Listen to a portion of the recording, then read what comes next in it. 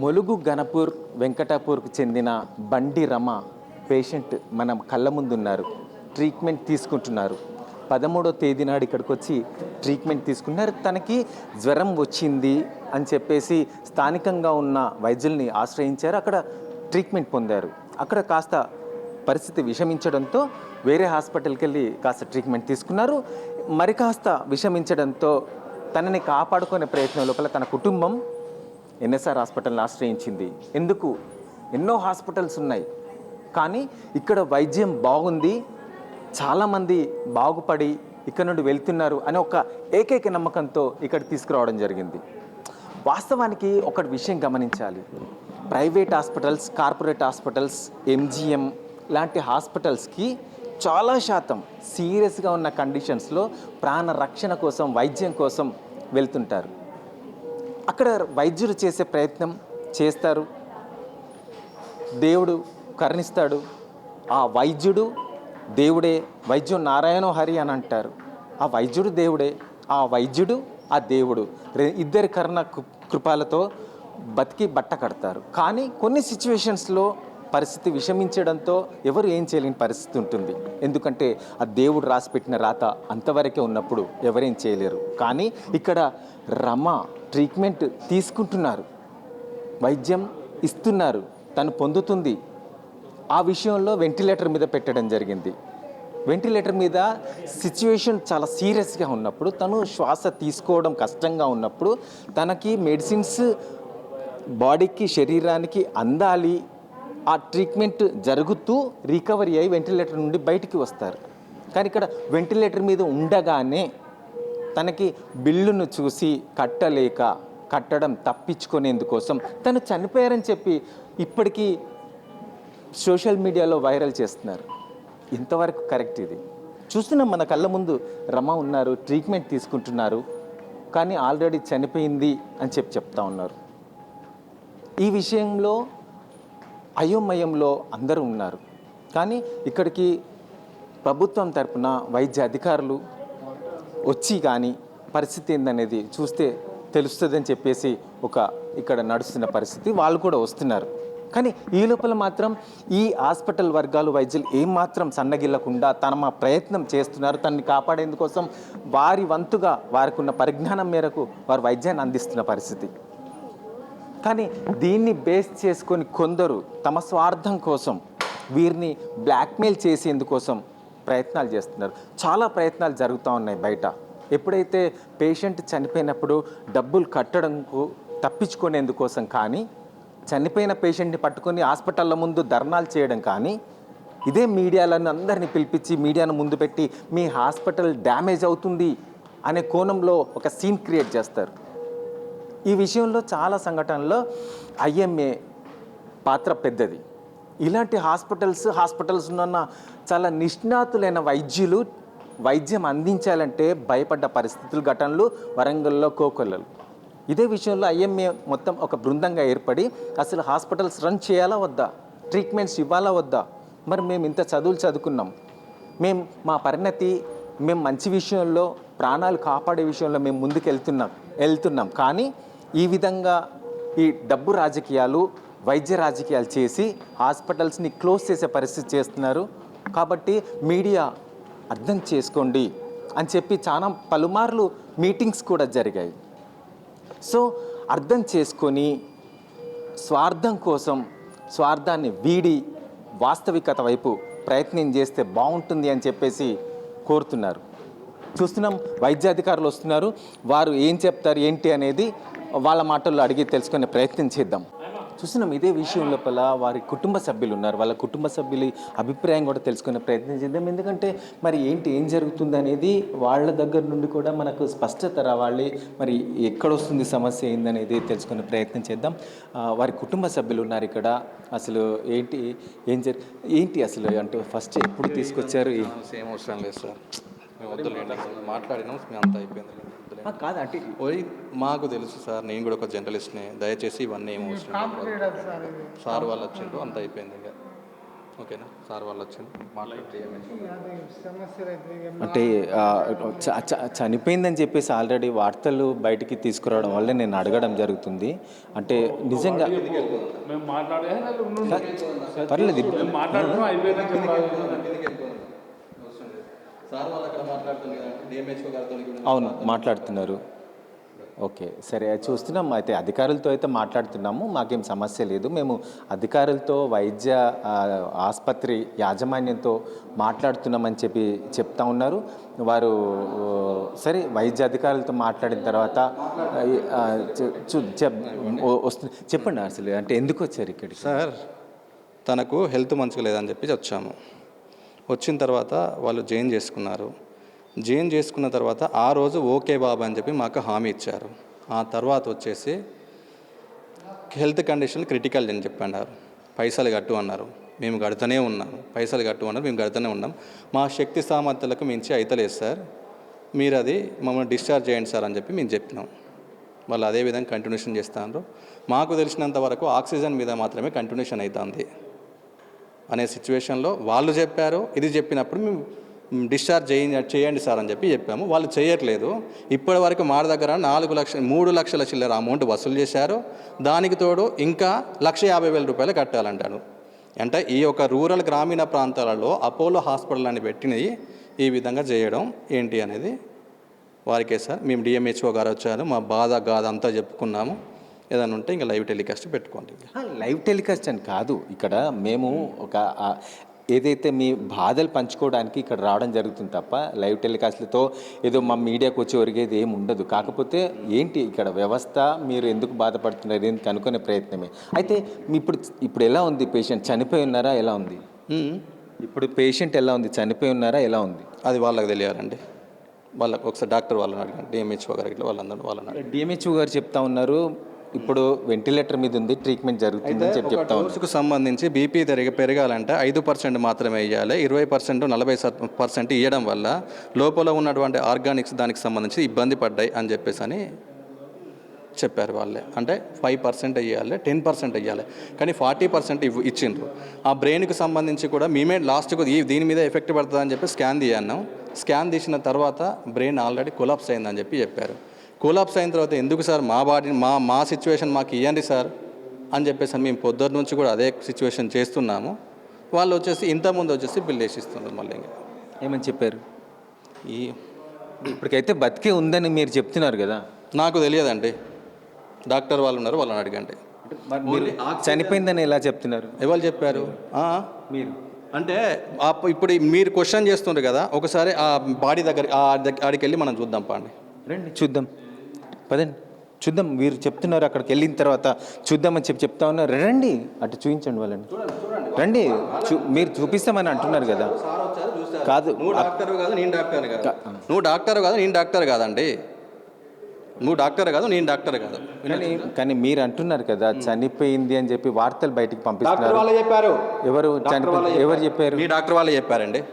మీ doctor వాళ్ళే చనిపోతుంది ఇంకా అన్ని రెడీ చేసుకోని అని చెప్పారు. చనిపోతుంది ఇంకా చనిపోతుంది ఇంకా అంటే రెడీ చేసుకోండి అని చెప్పి అంటే మా రిలేషన్ వాళ్ళకు చచ్చిపోయిందని చెప్పి ఆల్రెడీ చెప్పినాం.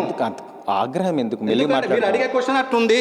మా బాధ మీకు తెలియదు, మా బాధ తెలియదండి. చనిపోయిందని వార్తలు బయటికి చనిపోయిందని చెప్పి మీ డాక్టర్ వాళ్ళే చెప్పారు. ఓకేనా? ఇది ఇది ఇది చేయండి. ఇంకా చనిపోయిందని మీరు వార్తలు బయటికి ఆల్రెడీ పంపించారు. పంపించలేదండి, మేము పంపించలేదు. చనిపోతుందని చెప్పి ఇక్కడ నుంచి ఎట్లా చనిపోయిందని చెప్పి వీళ్ళే ఇన్ఫర్మేషన్ ఇవ్వచ్చు, అయిపోయింది.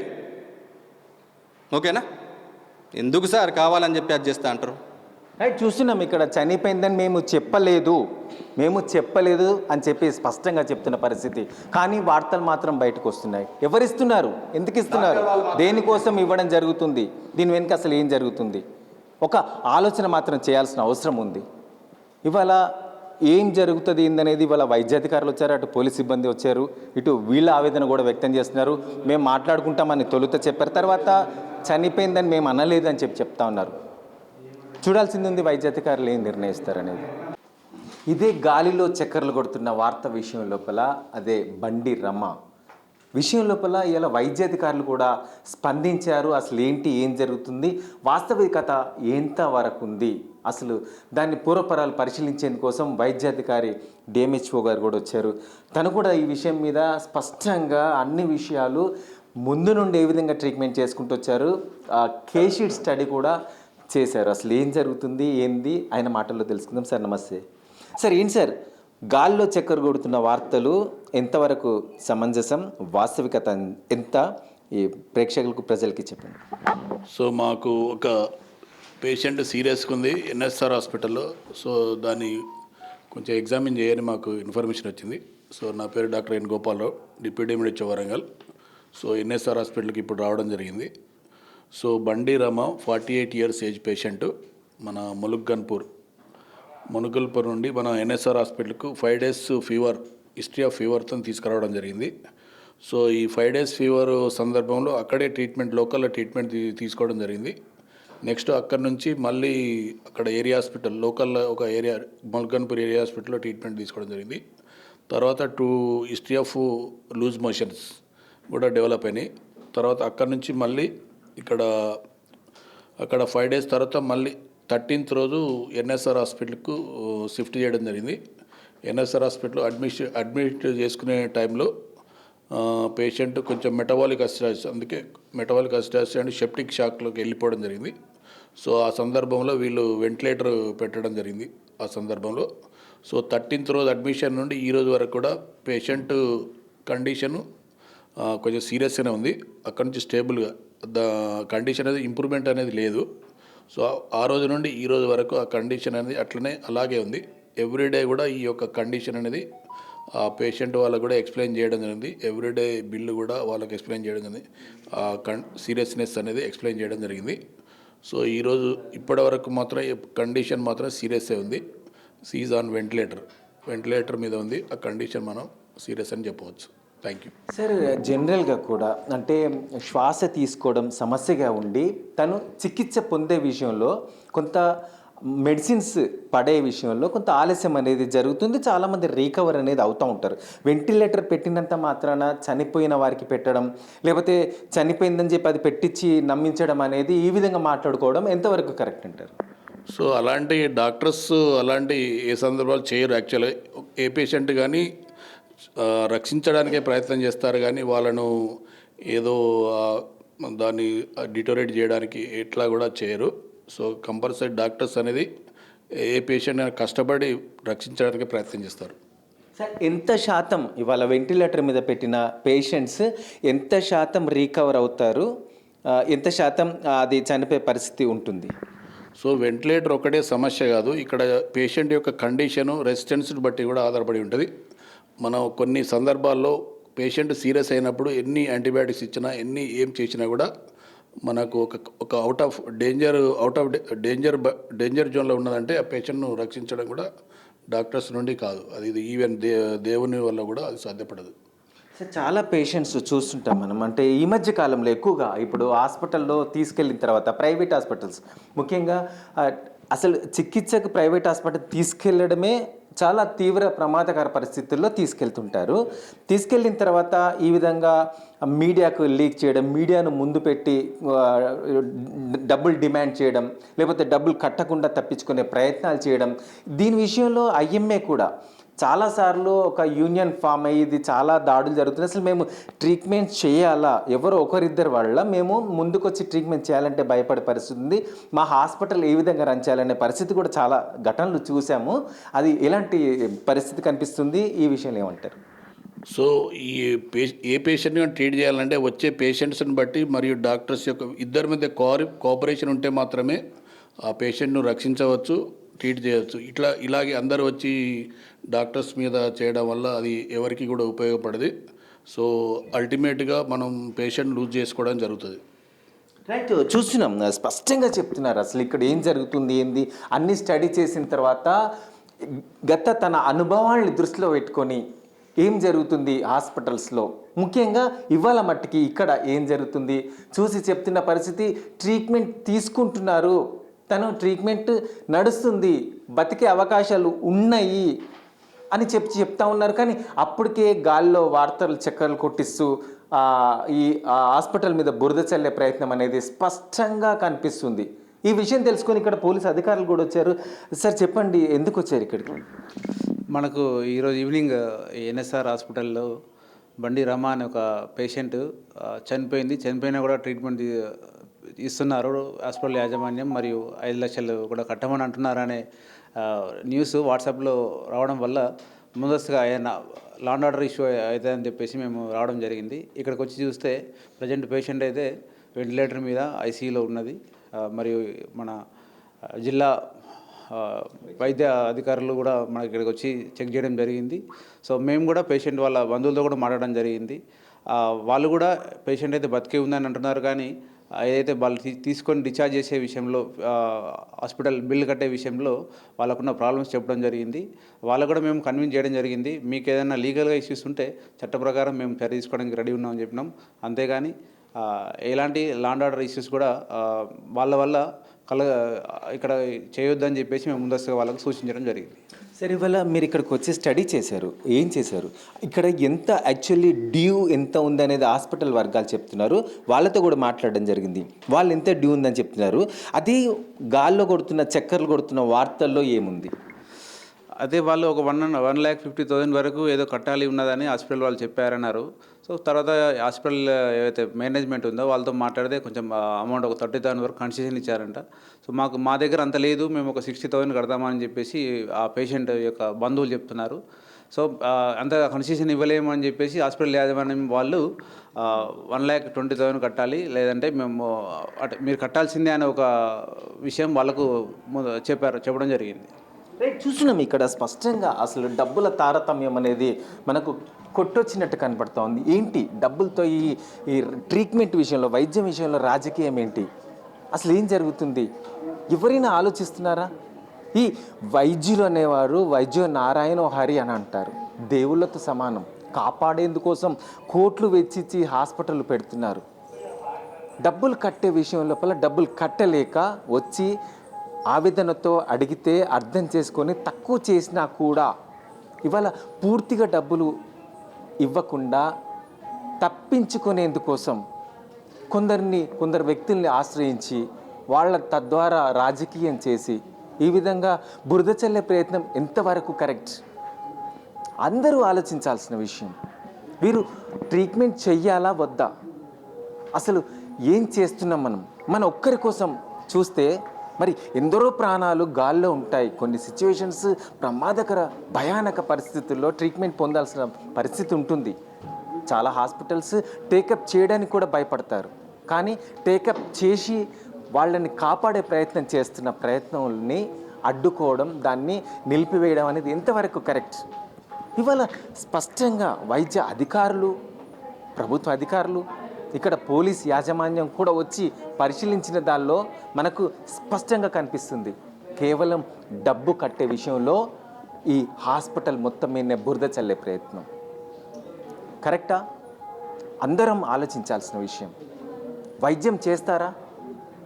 ఇంత పెద్ద చదువులు చదువుకున్న వైద్యులు ఏం చేస్తారు? కేవలం డబ్బే అనుకుంటే ఇంత పెద్ద హాస్పిటల్ పెట్టాల్సిన పరిస్థితి అవసరమా? ఎంతోమంది వస్తుంటారు, ఒక్కరు కాదు, ఇద్దరు కాదు, వందలు వేల మంది వస్తున్నారు. అందరూ బాగుపడిపోతున్నారు. కొంతమందికి పరిస్థితి లోపల ప్రాణం పోయే పరిస్థితి ఉంటే దాన్ని ఎవరేం చేయలేరు. ప్రయత్నం సీరియస్గా చేస్తున్నారు, స్పష్టంగా వైద్య అధికారులు చెప్తున్నారు.